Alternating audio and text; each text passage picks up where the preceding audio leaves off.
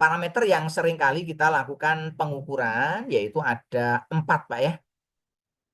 Yang pertama itu adalah yang akan kita bahas pressure instrument. Nah, yang kedua selain pressure instrument nanti ada temperatur. Yang ketiga ada apa, Pak? Ada flow. Yang keempat ada level. Ya.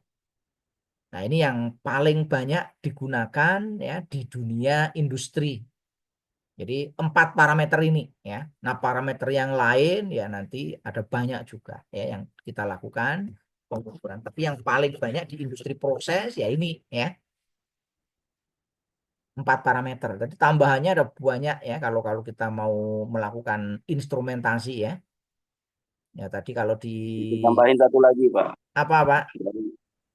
Ini level, temperatur, flow, pressure, dan satu lagi itu dalam subnya analyzer. Analyzer itu termasuk pH meter, DO, Iya. terus analyzer dan lain-lainnya. Itu termasuk analyzer kategori. Jadi Iya. ada 5 sih, Pak. Iya, sebenarnya ini. Tapi ini nanti nggak perlu kita yang nggak bahas, Pak ya. Yang analisis ya. Oke. Ya analisis tadi ada macam-macam, ada pH, ada kalau air itu ada BO ya. Apa? BO bener ya? DO, dikarbonat Iya, oxide. ya Ya, DO. benar. Terus ada yang Betul. turbidity, ada yang Iya, rendah. Gitu. betul itu. Ya memang itu ada banyak memang yang dilakukan itu ada banyak ya. Nanti kalau dibahas semua waktunya tidak cukup nih nanti. Oke, yang kita bahas 4 aja, Pak ya, yaitu apa? Pressure instrument, level instrumen, ya, temperatur instrumen, dan flow instrumen, ya. Nah, yang pertama konsep terkait dengan pressure instrumen. Bagaimana kita melakukan pengukuran instrumen, ya. Jadi yang namanya pressure atau kalau kita terjemahkan ya tekanan, ya. Tekanan atau pressure itu terjadi karena ada gaya yang bekerja terhadap suatu bidang luasan.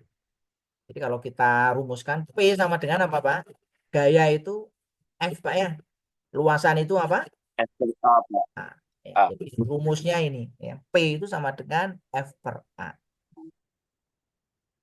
Nah, tekanan biasanya dinyatakan sebagai gaya pada suatu satuan luas. Ya, ini rumusnya itu P sama dengan F per A. Alat ukurnya itu dikenal dengan istilah manometer atau barometer ya. Nah, umumnya tekanan fluida yang diukur di industri proses itu adalah berupa apa? Berupa cairan atau gas. Mungkin ada yang lain ya untuk pressure itu selain cairan maupun gas ya. Nah, cairan itu di oil ya, gas itu ya di gas ya. Oil, gas, air ya dan sejenisnya. Nah, nanti bentuknya bermacam-macam nanti.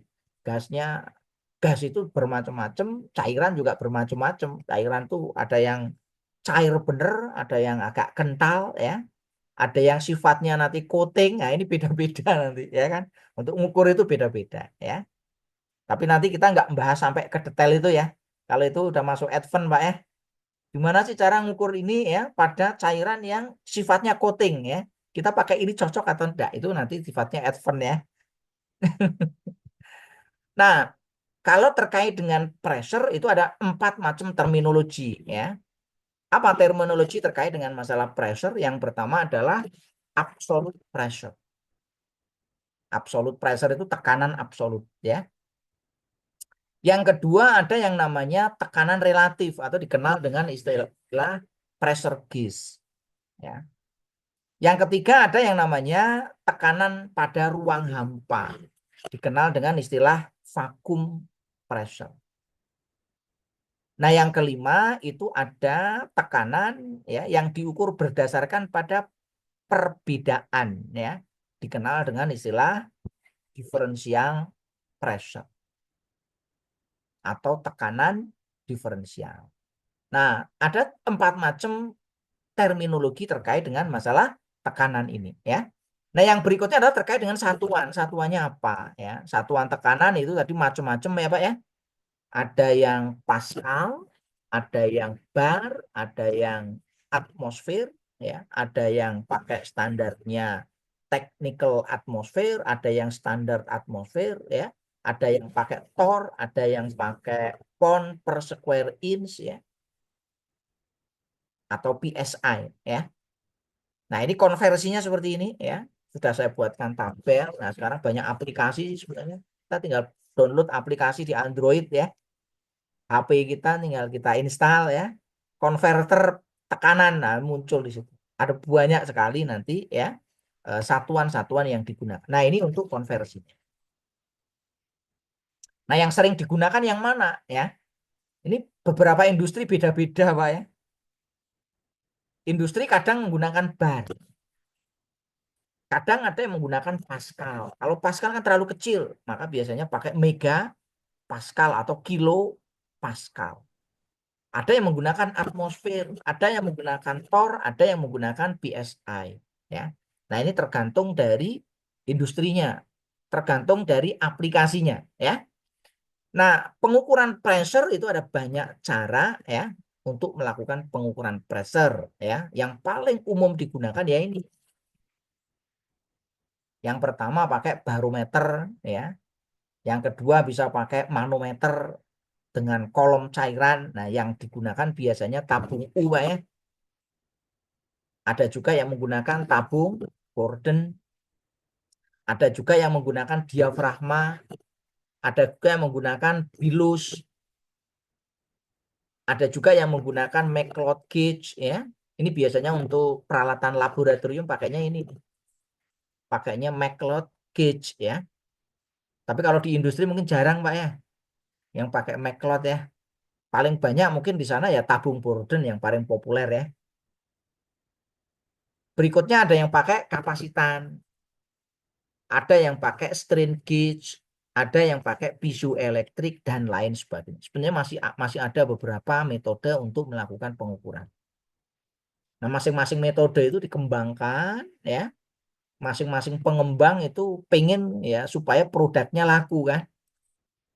Nah, cuma biasanya nanti para engineer ya punya eh, kemampuan untuk melakukan pemilihan mana yang tepat ini pakai apa metode kita ya. Nah, pengukuran pressure pakai tabung U ya. Kalau pakai tabung U sebenarnya sederhana di sini.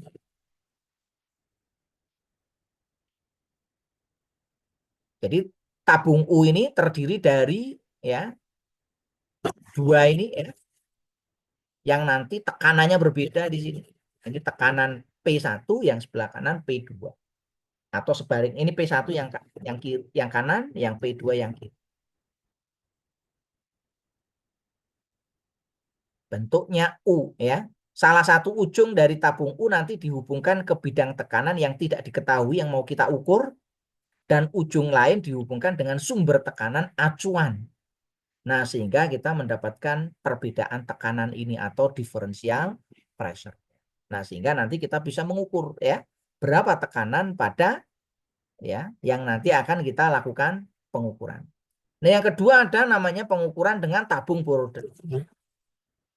Ini tabung Borden banyak digunakan nanti ya untuk melakukan pengukuran pressure ya, terutama untuk yang tekanan non liquid ya, itu di industri proses untuk mengukur tekanan yang sifatnya statik ya atau tidak banyak terjadi perubahan. Nah, terdiri dari elemennya bisa macam-macam, ada yang bentuknya tipe C atau helical maupun spiral. Yang nanti di sini dihubungkan secara mekanik dengan menggunakan jarum indikator. Jadi nanti sama dengan menggunakan tadi prinsip tabung U tadi ya. Nanti tekanan yang diukur nanti itu akan menghasilkan ya gaya yang nanti bisa kita gunakan untuk mendeteksi adanya tekanan itu. Nah, ini beberapa contoh ya, beberapa alat yang menggunakan ya tabung Borden ya. Ini yang analog ya. Berikutnya yang pakai diafragma ya. Nah, diafragma ini hampir mirip ya. Jadi menggunakan prinsip perubahan bentuk elastis. Ini seperti membran ya pada speaker ya. Nah, membran ini nanti digunakan untuk mengukur perbedaan tekanan ya yang nanti akan kita ukur dibandingkan dengan tekanan acuan. Jadi nanti yang kita dapatkan ya tekanan atmosfer tadi ya, yang berdasarkan pada tekanan acuan, bukan tekanan absolut ya. Bentuk dari diafragma pressure gauge itu terdiri dari kapsul yang dibagi ya oleh suatu sekat rongga. Nah, ini seperti itu gambarnya. Satu sisi dari diafragma terbuka bagi tekanan ya, dan sisi yang lain nanti dihubungkan dengan tekanan yang diketahui atau P referensinya. Nah, beda tekanan antara yang ini diketahui dengan yang referensi tadi itu nanti digunakan untuk apa? Menggerakkan apa? Diafragma. Nah, perubahan diafragma ini nanti dikonversi menjadi berapa tekanan yang dihasilkan. Jadi memang dulu para penemu itu ya punya ide aja Pak ya. Nah ini kalau kita lihat gambaran sederhananya ya, diafragma itu bentuk aslinya seperti ini. Kalau dia mendapatkan tekanan, dia nanti akan berubah. Karena dia membran ya, membrannya nanti akan berubah. Nah perubahan membran tadi itu nanti yang dibandingkan nanti dengan tekanan referensinya di sini. Ini nanti ada perbedaan ya. Nah, sehingga nanti akan dihitung, oh ini tuh tekanan yang masuk ini berapa. Ini yang pakai ini ya. Nah, untuk membrannya juga banyak di sini ada beberapa jenis ya. Ada yang model seperti ini ya, membrannya. Ini tergantung dari ini ya. Nah, biasanya digunakan untuk mengukur sampai dengan sekian dengan tingkat akurasi ya yang cukup tinggi ya untuk pressure dengan menggunakan ini. Nah, berikutnya adalah elemen bilus. Ini mirip dengan ini ya, membran tadi.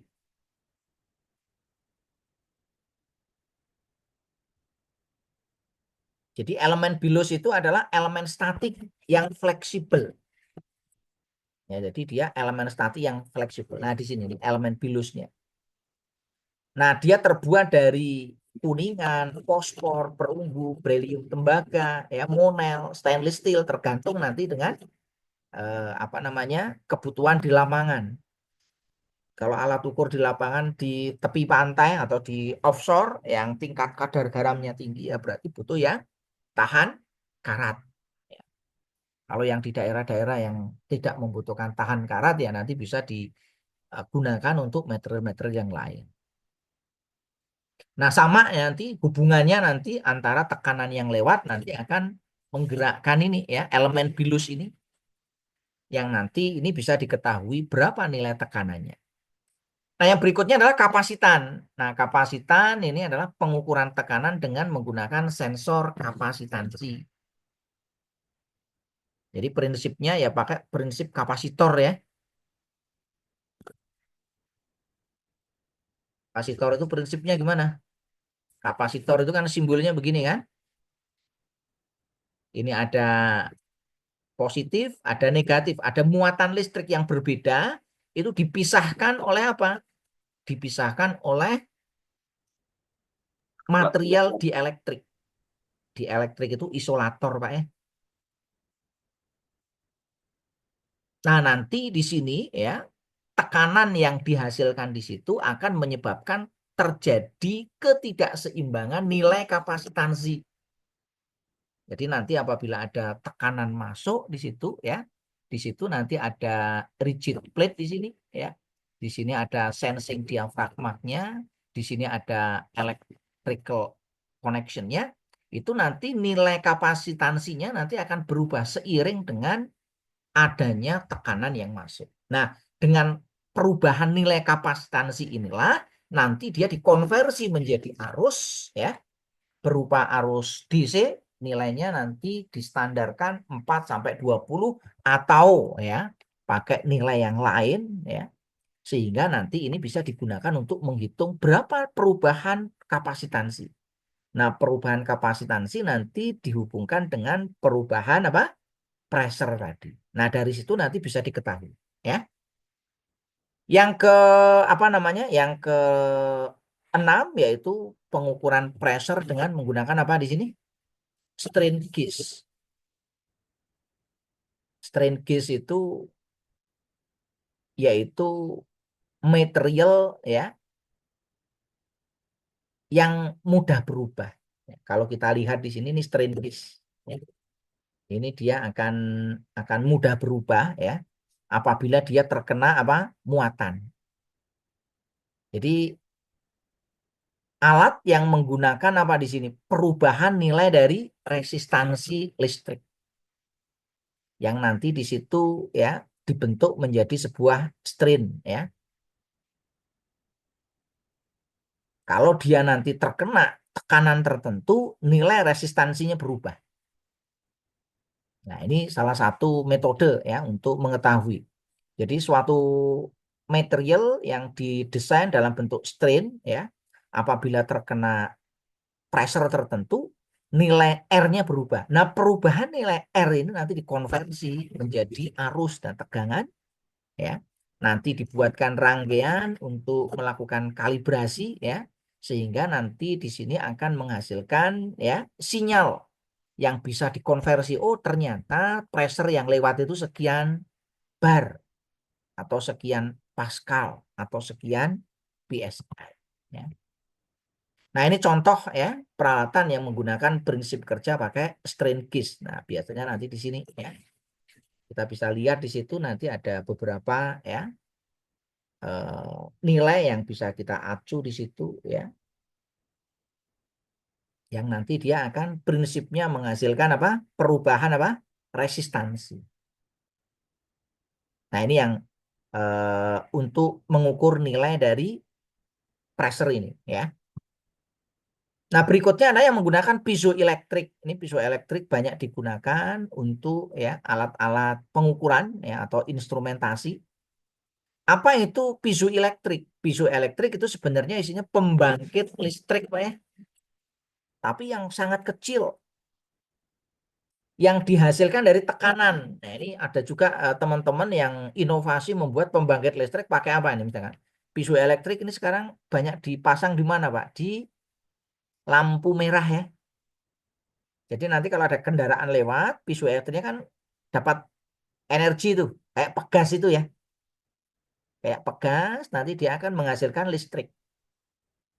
Nah, sama ya, di sini kalau piezoelektrik terkena tekanan, maka dia akan menghasilkan listrik. Nah, listriknya ini nanti yang akan dikonversi menjadi apa? Tekanan. Oh, kalau dihasilkan arus sekian, tegangannya sekian, maka ya pressure-nya sekian. Nah, itu nanti prinsipnya pakai piezoelektrik. Ya, ini contoh ya. Contoh peralatan-peralatan yang menggunakan prinsip kerja piezoelektrik. Ya.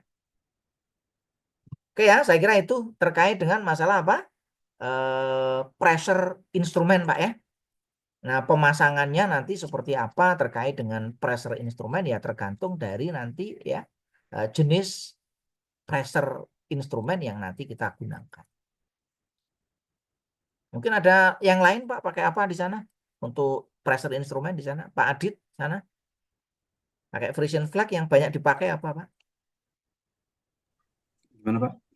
Yang Untuk terakhir Pak, yang pressure gauge transmitter juga ada sih Pak. ya pressure gauge transmitternya ya. Ada yang terakhir yang apa Pak tadi namanya Pak? Piezoelektrik, Piezoelektrik ya Pak. piezoelektrik ya atau pakai kapasitan tadi ya. Kapasitan ya. Ya, Beda itu penyebutan. biasanya, ya itu biasanya kalau teman-teman di lapangan tidak perlu ngerti ininya apa, tapi kalau pengen ngerti harus baca di apa? Baca di datasheetnya. Oh, ini tuh karakteristiknya seperti apa? Jadi Iya kalau Pak. kita pengen ngerti dalamnya, ya karakteristiknya ya kita harus baca ini itu prinsipnya pakai apa. Kalau kita nggak baca ininya ya kita hanya ngerti pokoknya bisa untuk ngukur pressure doang lah ya. Kalau di lapangan Hmm, kadang-kadang kan yang penting bisa buat ngukur pressure tuh. Kita nggak ya perlu Pak. ngerti ini ya kan. Kecuali kalau engineering, Cara engineering mungkin kerjanya, mm-mm. prinsip kerjanya. Ya ini Hampir kalau sama sih Pak. iya hampir sama ya. Yang penting nanti bisa untuk melakukan pengukuran apa? Pressure ya. Nah yang kedua itu adalah parameter apa? Temperatur Pak ya. Temperatur instrumen ya. Temperatur instrumen di sini ya. Temperatur itu adalah ukuran panas atau dingin suatu benda. Nah, biasanya temperatur itu adalah termasuk besaran yang sifatnya relatif, tergantung pada acuan. Apakah temperatur di tempatnya Pak Adit itu panas atau dingin? Relatif, Pak ya. Apakah di tempatnya Pak Juanda itu panas atau dingin, Pak? Kalau di Cepu gimana, Pak? Panas, Pak ya?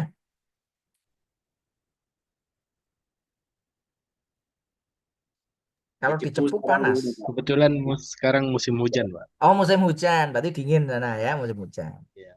Tapi kalau Kalau normal, Cepu dibanding Jogja lebih panas Cepu, panas ya kan? sekali, Pak. Iya, Ya, karena Cepu banyak minyak, Pak ya. iya, Kalau Pak Juanda pengalaman di mana tadi Pekanbaru kan? Pekanbaru mesti iya, panas. Kenapa kok Pekanbaru panas. panas? Banyak Karena minyak, bawahnya minyak, atasnya minyak. atasnya minyak, Pak ya. Iya, iya, Bawahnya minyak bumi kan? Atasnya minyak apa, Pak? iya. Minyak Minyak sawit, sawit. minyak muda. Kalau Pak Rio asalnya mana, Pak Rio? Saya RU2 Dumai. Dumai ya, sama Dumai nggak 11-12 lah ya. Malah lebih panas mungkin Dumai ya. 12, Pak. Ah? Kalau Pekanbarunya 11, Dumainya 17, Pak. Oh, lebih panas berarti lebih panas itu Dumainya. Cuman itulah Pak, Dumai karena dia area pesisir kan, jadi agak agak panas dibandingkan Pekanbaru. Iya, betul ya. Iya. Kalau sama Minas lebih panas mana? Masih panas Dumai Pak. Minas Masih itu panas Dumai. iya, karena kalau Minas itu relatif hampir sama Pekanbaru. Nah, Hmm. Duri sama Dumai kurang lebih. Itu kalau secara ininya ya hampir 11-12 sama Cepu lah. Karena banyak minyak juga situ kan, sama pengolahan industrial. Ya. Oh, ternyata lebih panas ternyata ini Dumai ya. Oke ya. Nah, itu relatif ya. Jadi kalau kalau biasa di Relatif. Dumai masuk ke Cepu ya biasa aja Pak ya, nggak merasa panas ya kan? Pak, udah biasa Pak. Iya, kalau saya pergi ke Cepu merasa panas ya. Apalagi kalau ke mana itu ke Panas. Dumai panas ya. Nah, Iya, berbagai besaran temperatur itu menggunakan suatu acuan sebagai harga dasar. Contohnya misalkan ini ya. Kita untuk mengukur temperatur kadang-kadang kita pakai acuannya apa? Titik didih hidrogen berapa? Titik didih nitrogen. Titik beku air raksa. Titik beku air. Titik didih air. Titik didih sulfur. Titik cair perak maupun titik cair emas. Nah, ini kalau yang temperaturnya ini masih kita bisa pakai acuan ini, Pak ya. Masalahnya kalau nanti temperaturnya sangat tinggi, kira-kira pakai apa ini, Pak? Kalau yang seperti sekarang ini kan ada namanya apa? Pernah dengar nggak Pak istilahnya ITER itu, Pak? ITER itu pembangkit listrik nuklir tapi pakainya fusi, Pak. Kalau nuklir sekarang kan pakainya fisi, Pak ya. Nuklir pakainya fisi. Jadi bahan bakarnya bukan pakai uranium, bahan bakarnya nanti pakai hidrogen. Nah, hidrogen itu nanti yang dipakai ada dua, itu ada nanti atom hidrogen yang dinamakan adalah deuterium. Dan atom hidrogen namanya tritium. Nah, atom hidrogen deuterium dan tritium itu kan sama dengan atom positif, Pak ya. Kalau positif ketemu positif bereaksi enggak, Pak? Enggak, Pak ya. Positif ketemu positif enggak bereaksi. Positif ketemu negatif baru bereaksi, Pak ya. Nah, supaya dia bereaksi maka dia harus dikungkung ya. Dikungkung dalam plasma. Plasmanya itu temperaturnya itu jutaan derajat Celcius. Nah, ini proses yang terjadi di matahari, Pak, ya. Maka ITER itu adalah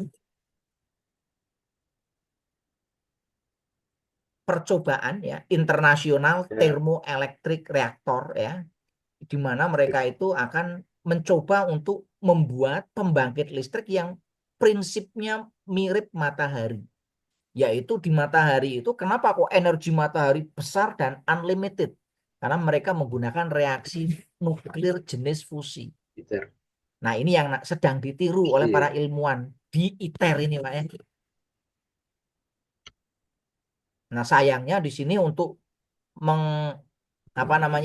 membuat deuterium dan tritium ini bereaksi itu dibutuhkan temperatur hingga jutaan derajat Celcius.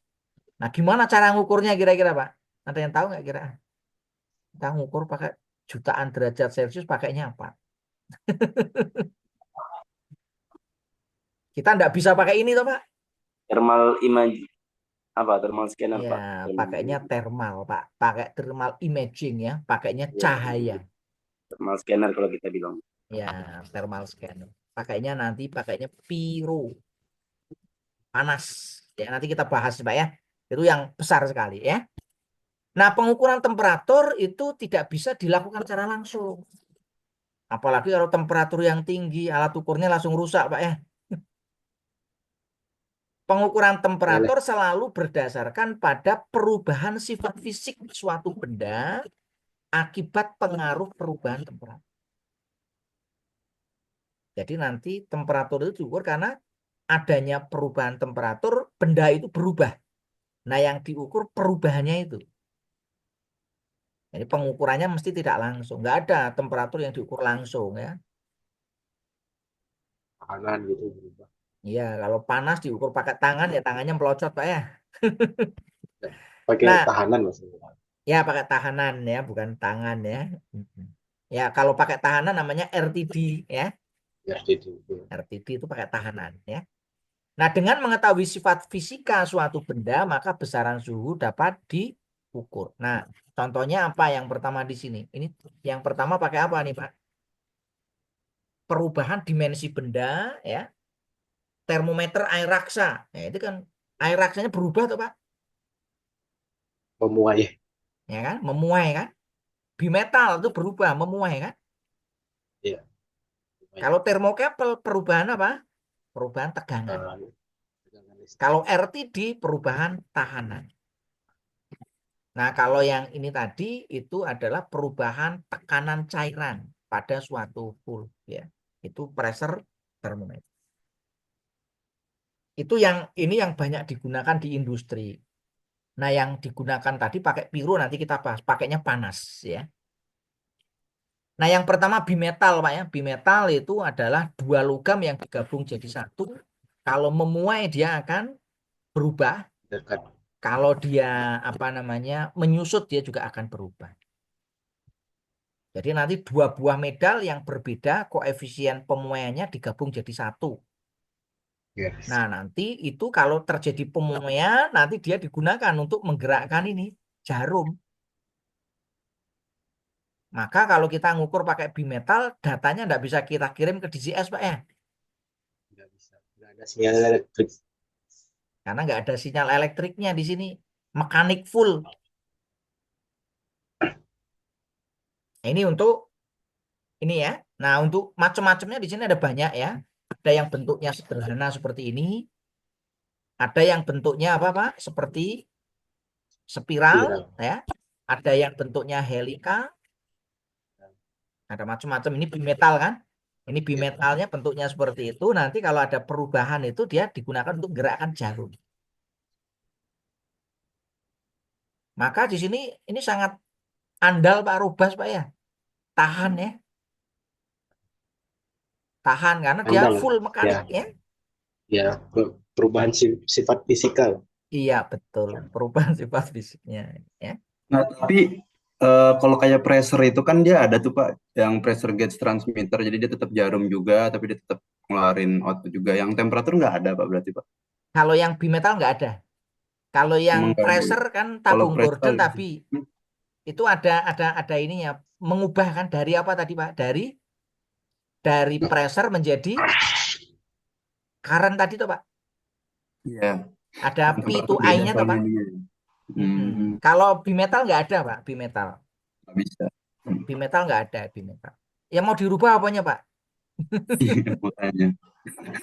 Yang dirubah nggak ada ini kan? Karena nggak bisa dirubah jadi listrik ini Pak. Iya, Ya, betul. perubahan ini mau dirubah jadi listrik nggak bisa Pak. Ya ini sampai sekarang belum ditemukan. Siapa tahu nanti ada yang menemukan nih ya. oh dari bimetal perubahannya ini nanti bisa menghasilkan listrik ternyata ya kan. Nanti kita ubah ya kan. Sampai sekarang belum bisa Pak ya. Paling di transducer. Ya nanti harus dirubah jadi ini ya. Nah yang kedua adalah termokopel. Kalau termokopel ini ya menggunakan prinsip tegangan. Perubahan temperatur menghasilkan perubahan tegangan listrik ya. Siapa yang nemukan? Yang nemukan adalah ini Pak ya, Thomas Johann Siebox. Thomas Johann Siebox. Johann Sibik.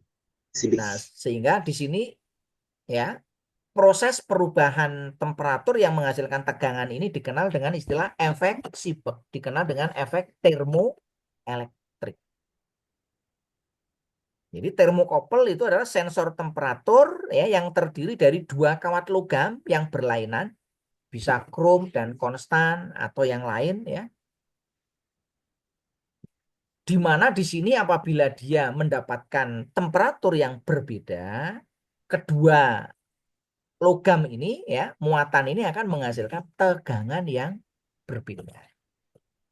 Nah, sehingga tegangan ini nanti bisa dikonversi ya menjadi apa? Temperatur. Ini ya, bisa dipahami ya, Pak ya? Bisa, coba. Nah, ini perbedaan temperatur antara probe tip dan reference junction. Jadi kalau kita menggunakan termokopel ya mesti ada dua macam probe ya. Probe tip dan probe untuk reference. Yang nanti di sini yang reference sudah diketahui sehingga nanti bisa kita gunakan sebagai referensi untuk menentukan berapa perubahan dari apa? Temperatur ini. Nah, biasanya kalau kita mengacu pada standar terkait dengan pengukuran temperatur ya mengacunya kemana? Ya ke ISA ya Pak ya. Atau ke ANSI ya. Nah, ini biasanya ada beberapa jenis-jenis untuk termokopel nih. Ada jenis E, J, K, T. Nah, biasanya bisa digunakan untuk mengukur temperatur hingga berapa Pak ini? 1000 derajat Celcius. Ada juga yang untuk mengukur temperatur yang lebih tinggi ya, yang menggunakan di sini Pak ya. SRB. Ini yang digunakan di sana. Kalau di Frisian flag maksimal berapa Pak temperaturnya Pak? Kalau untuk proses 140 aja paling. Kita pakai PT 100 aja udah cukup, malah main temperatur kecil soalnya. Oh, kecil banget berarti ya. Iya Pak, itu juga kalau CIP Pak. Kalau untuk productionnya di 70-90. Banyak berarti pas Pak, gitu ya. maaf yang untuk termokopel yang di PK itu nilai maksimumnya itu 1400. Berapa Pak? 1400. 1400. Ya, Iya. 1400 ini versinya Pak Rio nih ya. Ya, itu reference dari IP termokopel. Saya ada manual booknya dari Ya, ya mungkin itu saya salah kutip nih. Ya, saya ini ya 1400. Kalau yang ini benar 2000 Pak ya? Ya, itu betul Pak, betul. R Yang sama ini S. benar. Yang ini 1400 kita revisi nih. Mungkin saya salah ngutip nih. Oke, Pak. Makasih Pak Rio. Ah, ini saya senang nih kalau ada yang ngasih tahu ini. Oh, yang ini 1400. Oke ya. Tapi kalau yang tipe K itu Pak memang 1200-an Pak. Yang tipe K ya. Ini Iya. sampai 1200. Ya, ya mungkin ini namanya standar itu kadang-kadang memang cepat berubah ya Pak ya. Saya belum ngupdate nih standar yang baru nih ya. Mungkin yang saya acu pakai standar yang masih lama ya. Karena standar perkembangan perkembangan ilmu dan teknologi terkait dengan termokopel ini kan material Pak ya. Material itu nanti bisa tadinya mungkin 1000 karena ada perkembangan teknologi ini bisa ditingkatkan ya. Itu ya Pak ya. Nah, ini beberapa yang tadi saya jadikan sebagai referensi itu di sini sebenarnya ya. Ini yang tadi tipe E, tadi tipe J, tipe K, tipe T, tipe R, tipe S, tipe B dan lainnya ya. Ini tadi temperatur range-nya di sini. Ya. Ini memang kalau angkanya ini menurut standar dari ISA, Pak ya. Iya, saya nengok ini juga Pak, karena ada juga ini yang ini. Betul, Tadi ya. saya bilang tadi kan 1400 karena dia 1350 di tabelnya. Iya, Jadi di tabel memang ya, ya. Tapi memang oke. kadang-kadang ini di tabel sama di ini juga agak yang beda nih. Ya, Kalau terima saya kasih belum Pak ini. menemukan tabelnya, Ah, Pak. ya, oke ya. Nah, ini untuk ini ya, termasuk tadi sensitivitasnya. Ini setiap dia bisa membaca setiap kenaikan berapa, errornya berapa, aplikasinya di sini untuk apa. Nah, ini disebutkan oleh standarnya dari ISA ini ya. Nah, berikutnya adalah untuk instrumen temperatur dengan menggunakan RTD. Kalau RTD itu menggunakan apa? Perubahan apa, Pak? Tahanan. Perubahan Perubahan resisten. tahan. Resistansi, Pak ya. Resistansi. Resistansi itu kalau diterjemahkan tahanan, Pak ya, atau hambatan.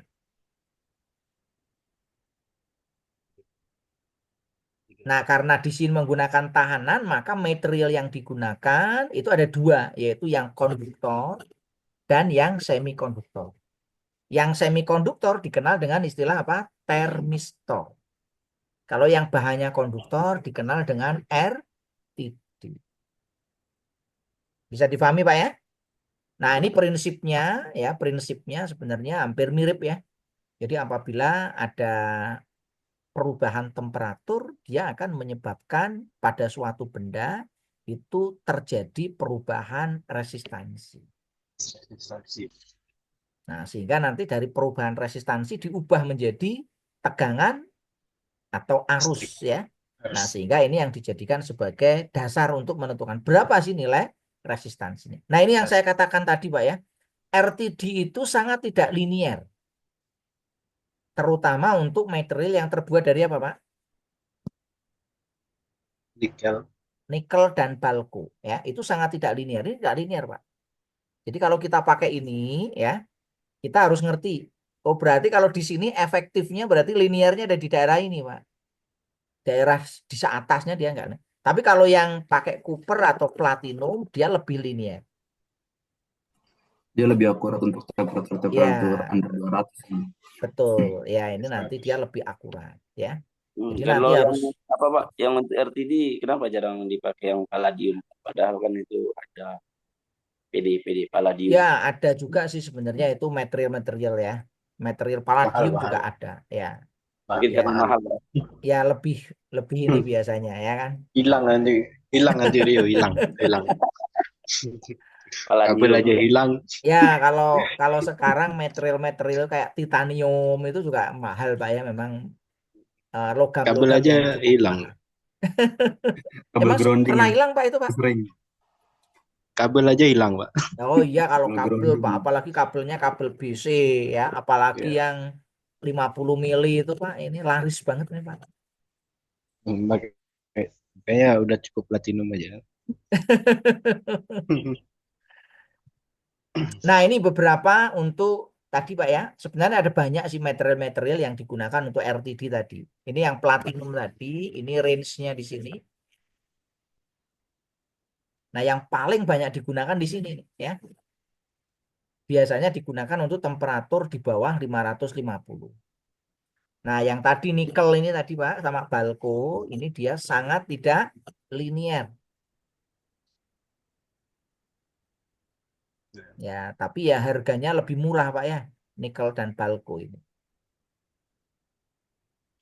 Kalau RTD Pak di lapangan best practice-nya itu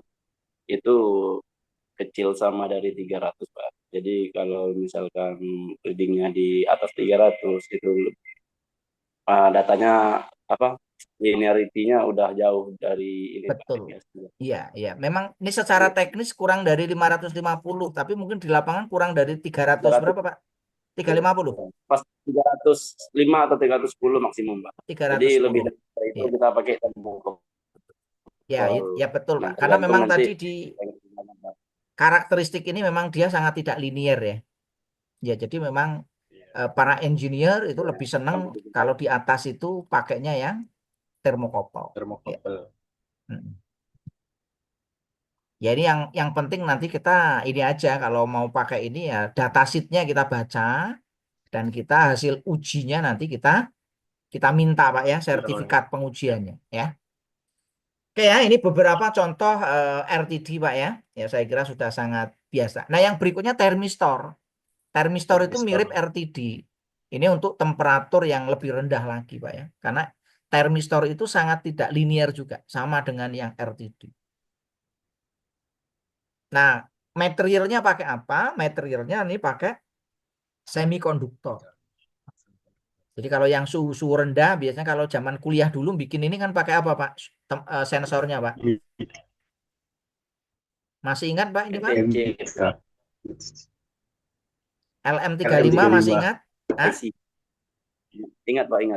Ah, ingat, Pak. 35. LM35 itu legendaris tuh, Pak, ya. Kalau sekarang yang baru apa, Iya. Pak? LM berapa, Pak? Saya lupa ini.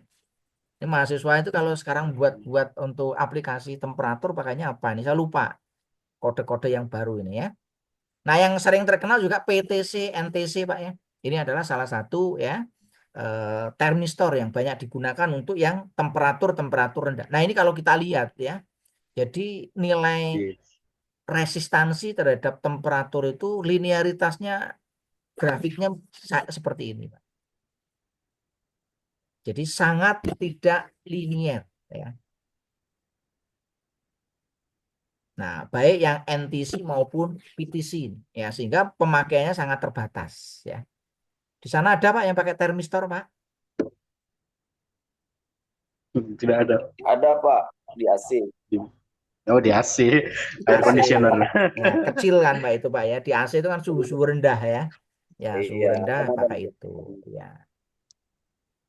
Kalau di tempatnya Pak Adit ada yang pakai termistor, Pak? Ya kan suhunya rendah nih, Pak.